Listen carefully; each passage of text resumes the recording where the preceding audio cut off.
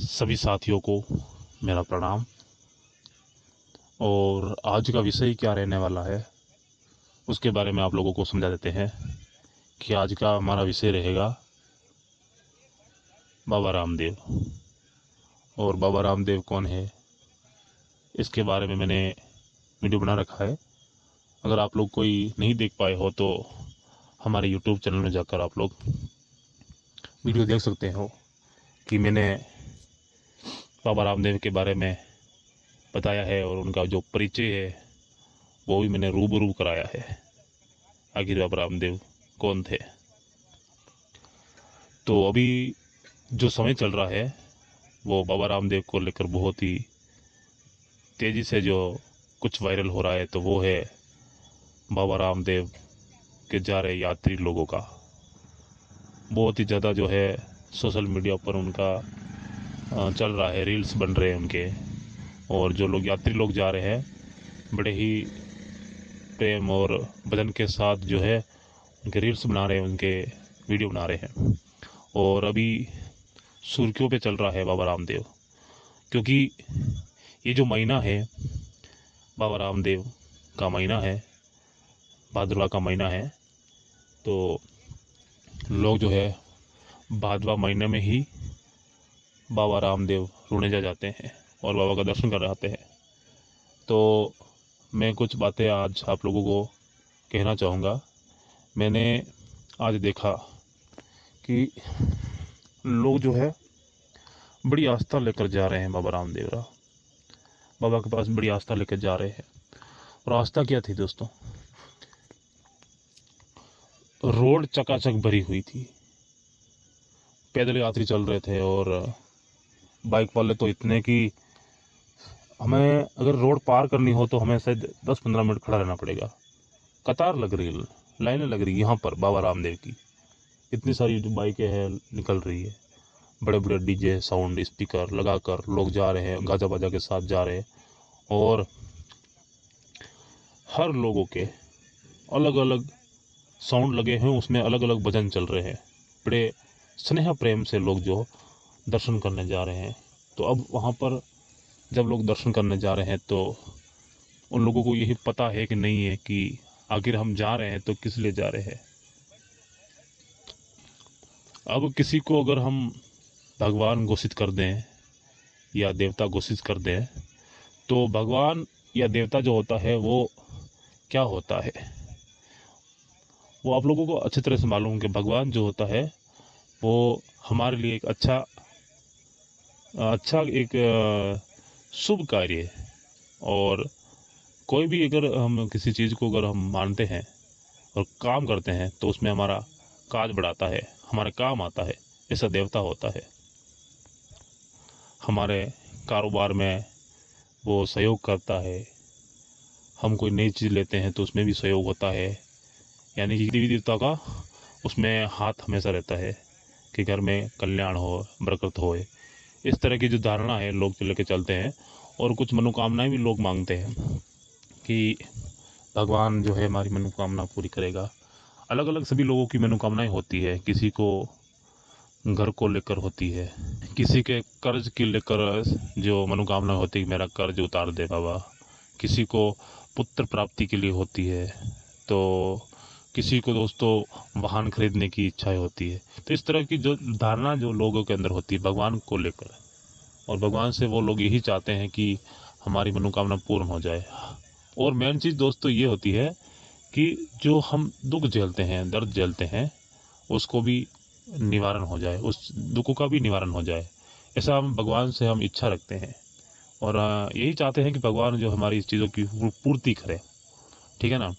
तो अगर जितने लोग जा रहे हैं, अब वो लोग चाहे 1000 किलोमीटर दूर से आ रहे हैं या 1500 किलोमीटर दूर से आ रहे हैं, पर यही इच्छा उनकी रहती है कि मैं पैदल जाऊंगा तो बाबा मेरी इच्छा पूरी करेगा, मेरी मनोकामना पूरी कर देगा, मेरा टूटा हुआ घर को बना देगा। इस तरह की जो धारणा है वो लोग निकलते हैं बड़े प्रेम से। अब आगे बताता हूँ कि आखिर उन लोगों के साथ क्या घटना हो जाती है जब इतने स्नेह प्रेम से बाबा के पास जाते हैं, बाबा का दर्शन कराते हैं, तो उनके साथ क्या घटना होती है उन लोगों को मालूम चलता है। उसके बारे में हम बताते हैं आपको। दोस्तों घटना ये होती है कि जब लोग तो जा रहे हैं, अब मैं ये कहूँगा कि आप लोगों से कि जब कोई व्यक्ति दर्शन करने के लिए चला गया बाबा रामदेव रे, तो वो कैसे गया? चलो बाबा ने बुलाया, इनकी मनोकामनाएं हैं कि बाबा के पास में जाऊं, तो अब वहां पर दोस्तों अब मनोकामना पूर्ण क्या हो रही है? जब उन्होंने इस चीज़ का मन में धारण किया कि मैं बाबा के पास जाऊं, उसी समय से बाबा दे तो नहीं रहा, ले रहा है।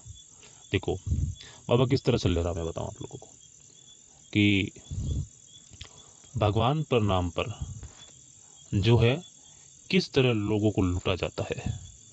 और ये मैं बाबा को बदनाम नहीं करना चाहूँगा कि बाबा लूट रहे हैं किसी को। बाबा जो है ले रहा है। बाबा तो उस समय थे, बाबा रामदेव उस समय थे जब वो जीवित थे, तब उन्होंने कुछ इस धरती का कुछ अन्न, जल, वायु और ये अग्नि जैसी चीज़ों को ग्रहण किया होगा। तब किसी वस्त्र को उन्होंने पहना होगा, तब उन्होंने किसी घोड़े को अपना सवारी बनाया होगा। इस तरह से जो है घोड़े को अपना वाहन, अपना जो साधन बनाया होगा। तो जब बाबा रामदेव जीवित थे तो उस समय किसी चीज़ों को उन्होंने यूज किया होगा, तब मानते हैं कि बाबा रामदेव किसी चीज़ की इच्छा रखते होंगे,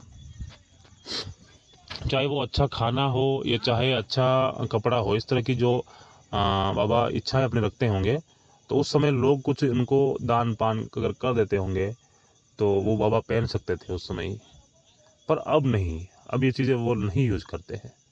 तो यहाँ पर दोस्तों अब जो लोग अब कुछ भी यहाँ पर जो चढ़ावा चढ़ाते हैं या आस्था रखते हैं, तो वो बाबा नहीं लेते हैं। चलो ठीक है, आगे बढ़ते हैं। तो लोग यहाँ से निकल रहे हैं, तब से वो लोग जो है प्राप्त नहीं कर रहे हैं, वो दे रहे हैं। वो अपनी बाइक ठीक करवाए तो वहाँ पर वो 1000-2000 रुपये दे दिए।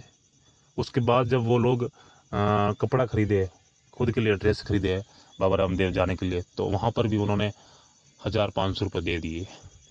और उसके आगे जब बढ़े तो बाइक को सजावट करवाया, बाइक को अच्छे से सजाया, तो वहाँ पर भी उनको पैसा देना पड़ा। उसके बाद जो है वो काफ़ी सारे, आप लोग भी अब नोटिस कीजिए तो निकलने वाले टूरिस्ट जो है बाबा रामदेव, तो साउंड और जो साउंड सिस्टम जो है वो लगा रहे हैं। जब वो लोग तैयारी करते हैं तो साउंड सिस्टम भी लगवाते हैं, बैटरी भी डलवाते हैं, तो वहाँ पर भी उन लोगों को देना पड़ रहा। वहाँ पर बाबा उनको कुछ नहीं दे रहा है, ठीक है ना। चलो आगे बढ़ते हैं और आगे बढ़ के हम देखते हैं। अब वो लोग वहाँ से निकले, अब निकलना शुरू कर दिए। तो अब जैसे ही वो लोग निकलना शुरू किए तो उन्होंने गाड़ी में पेट्रोल डलवा दिया, तो वहाँ पर भी वो 1000-1500 दे दिए और पूरा टैंक फुल करवा दिया। तो वहाँ पर भी उन्हीं लोगों को देना पड़ रहा है। अब चलो यहाँ पर जो भी समझो, अब वो लोग चाहे आस्था से ये समझेंगे कि हम बाबा के लिए कर रहे हैं, परंतु बाबा के लिए कुछ नहीं कर रहे हैं, वो बाबा कुछ नहीं मांग रहा है, ठीक है ना। तो आगे बढ़ते हैं और आगे देखते हैं कि और क्या क्या उन लोगों को देना पड़ता है। चलो आगे बढ़ते हैं और देखते हैं कि और क्या दे रहे हैं। अब पेट्रोल भरवा दिया, अब आगे चले तो उन्होंने सोचा कि क्यों ना बाबा रामदेव रे हम जा रहे हैं, तो बाबा का नाम का जो झंडा है हम खरीद लेते हैं। तो वहाँ पर वो लोग झंडा खरीदने गए, तो वहाँ पर भी उन लोगों ने 150 रुपये और दे दिया। तो वहाँ पर भी ये समझो कि उन व्यक्ति का पैसा गया है, आया अभी तक नहीं है, ठीक है ना। अब मैं इसमें आप लोगों को ये समझाना चाहता हूँ कि आखिर तुम किस चीज़ की मनोकामना मांग रहे हो। आप लोग किस चीज़ की मनोकामना मांग रहे हो बाबा के पास जाकर, बाबा रामदेव के पास जाकर आप लोग क्या मांग रहे हो और वो आपको क्या दे रहे हैं। मुझे तो ऐसा लग रहा है कि आप दे रहे हो, वो आपको नहीं दे रहा है, ठीक है ना। अब ये सारे सिस्टम आप लोगों ने तैयार कर दिया, आप लोग चल दिए हो। अब आप लोग जब पैदल चलोगे ना तो उसका जो कुछ अलग से लगेगा, जब आप बाइक पर जा रहे हो तो कुछ अलग लगेगा, और गाड़ी बस में जा रहे हो तो अलग लगेगा, ठीक है ना। तो सिर्फ आप लोगों को देना पड़ रहा है, यहाँ पर आपको मिल नहीं रहा है। आप लोग गए, अब रास्तों में आप लोग जब पहुँचे हो तो अलग अलग स्थल आते हैं, जो कि धर्म स्थल आते हैं, अलग अलग देवी देवताओं के मंदिर बने हुए हैं, वो स्थल आते हैं। आप लोग वहाँ जाते हो तो वहाँ पर तट पर लोग खड़े रहते हैं, देने के लिए नहीं खड़े होते हैं, आप लोगों से लेने के लिए। और मैं बताऊंगा आप लोगों को, आप लोग जब किसी मंदिर में प्रवेश करोगे तो आप लोगों को क्या मिलेगा? प्रसाद की थैली मिलेगी, उसमें सब कुछ सेटल किया हुआ मिलेगा। और उन लोगों को पता है कि यहाँ पर क्या चढ़ना है, मतलब उन लोगों को पता रहता है कि यहाँ पर क्या चढ़ाना है और कितना चढ़ाना है। आप लोगों को कुछ एक थैली में कुछ मीठा प्रसाद होता है और कुछ एक अगरबत्ती होती है, इस तरह के जो कुछ इसमें आइटम रख कर एक थैली में बोलते हैं कि 50 का है।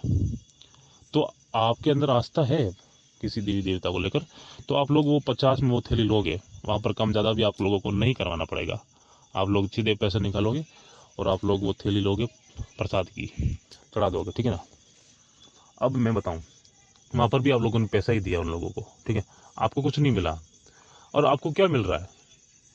अब वहाँ से वो प्रसाद जो आपको मिला है ना, तो वो तो पहले से ही 10-20 का प्रसाद होगा, आपको आपके पास से 50 रुपये ले लिए, आपने दे दिए। जाकर आप लोग ने क्या चढ़ाया? भगवान को प्रसाद चढ़ाया। कुछ प्रसाद, कुछ दाने उसमें से निकाल कर भगवान के सामने रख दिए और कुछ प्रसाद जो है आपको लौटा के वापस दे दिया। तो आप लोग समझते होंगे कि मुझे आशीर्वाद मिल गया भगवान का। आशीर्वाद नहीं मिला, आपको लूटा गया था वहाँ पर भी। क्यों? क्योंकि ऐसी चीज़ों से क्या आपका लाभ होने वाला है? वो तो एक छोटा सा प्रसाद है, और उस चीज़ से आपको क्या लाभ मिलने वाला है? कोई लाभ नहीं मिलने वाला इससे। आप लोग आगे निकल गए और आगे जाते हो। हर जगह हर मंदिर में यही होता है, आप लोग प्रसाद चढ़ाते हो और प्रसाद का आप दुगना पैसा देते हो। और कहीं कहीं तो ऐसा लिखा रहता है कि आप लोग प्रसाद मत चढ़ाइए, आप लोग दान बेटी में दान कीजिए, तो वहाँ पर भी आप लोग पैसे डालते हो। बहुत अच्छा कार्य कर रहे हो, करो आप लोग। और अब आप लोग भव्य मंदिर में आप पहुँचते हो, तो वहाँ पर थैली में कुछ सामान सेट किए हुए मिलता है प्रसाद के नाम पर। आप लोग वो प्रसाद उठाओगे, और वो लोग भी इतना समझते हैं कि इस प्रसाद को इन भक्तजनों को कैसे बेचना है। 100 रुपये मांगेंगे तो भक्तजन जो है 100 रुपये निकाल कर भी दे देगा, और प्रसाद ले जाकर वहाँ चढ़ाएंगे, और वही प्रसाद लेकर आप लोग वापस आ जाते हो कि मुझे आशीर्वाद मिल गया, भगवान का प्रसाद मिल गया। और आप लोगों ने ये नहीं सोचा कि आप लोगों के साथ क्या हो गया। आपने कभी नोटिस नहीं किया इस बात पर। ये तो आप लोगों की गलती है ना। आप लोगों ने पाया क्या? क्या पाया आपने? आप जहाँ यहाँ से अपने घर से शुरू हुए, रवाना हुए, तब से लेकर आप लोग जब मंदिर तक गए, दर्शन तक गए, तो आप लोगों से सिर्फ लिया गया था, दिया आपको कुछ नहीं दी।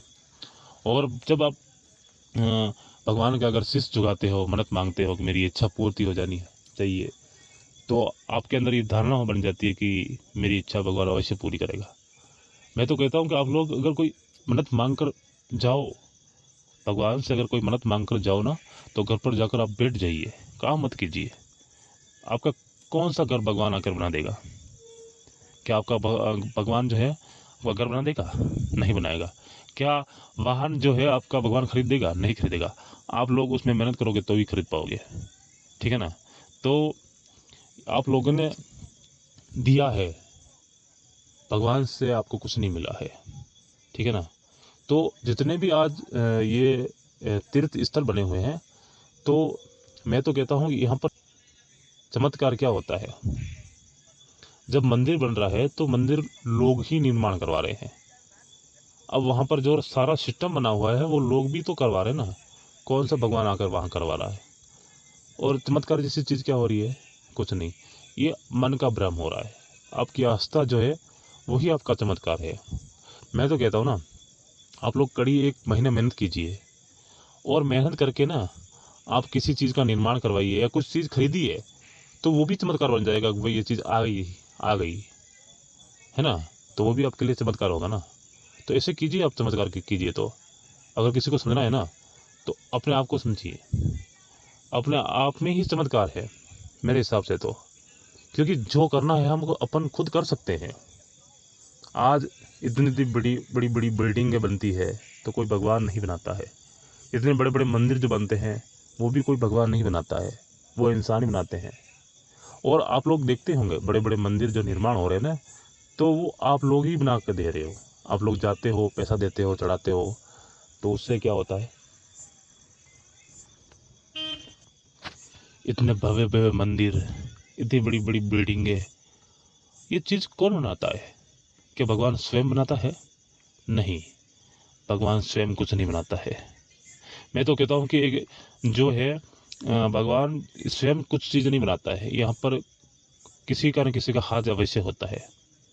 मंदिर बनाने का कार्य जो है लोग करते हैं, पैसे देते हैं, और पैसे देकर जब मंदिर बनवाते हैं तो लोग ही निर्माण करते हैं। और जो मूर्ति होती है वो भी कोई मूर्तिकार ही बनाता है, भगवान कहाँ बना देता है, समझे ना? तो यहाँ पर जो भी आप लोग देखते हो आप स्वयं कर रहे हो। और चमत्कार अगर आपको देखना है तो आप अपने अंदर देखिए ना, चमत्कार आप लोगों को दिखेगा। आप लोग मेहनत करोगे, मेहनत से अगर पैसा मिलेगा आप लोगों को, तो उससे आप लोगों को कुछ भी खरीदिए या कुछ बनाइए तो वो चमत्कार से ही कम नहीं है, ठीक है ना? मैं किसी की निंदा और घृणा नहीं कर रहा हूँ। आपकी आस्था है, आप लोग कैसे भी मान सकते हो, वो अपनी अपनी आस्था होती है। बाबा रामदेव को आप मानो, अच्छी बात है, परंतु मैं तो कहता हूँ कि आप कैसे मानोगे, वो एक बड़ा उद्देश्य है। आप कैसे मानोगे वो बड़ी बात है, उसको समझना चाहिए। आपके अंदर ये होना चाहिए कि जैसे बाबा रामदेव ने कार्य किया था हम ही वैसे ही करें। अगर हम लोग आज बैठकर चलेंगे, सबसे कट कर चलेंगे, तो फिर हमारा क्या होगा? हम एक बने, ऊंच नीच मिटा दे, जातिवाद मिटा दे। तो इस तरह से इस तरह से हम लोग चलेंगे तो बहुत ही अच्छा होने वाला। गलत आस्था लेकर अगर हम चलेंगे ना तो नुकसान होने वाला है। और नुकसान किसका होने वाला है?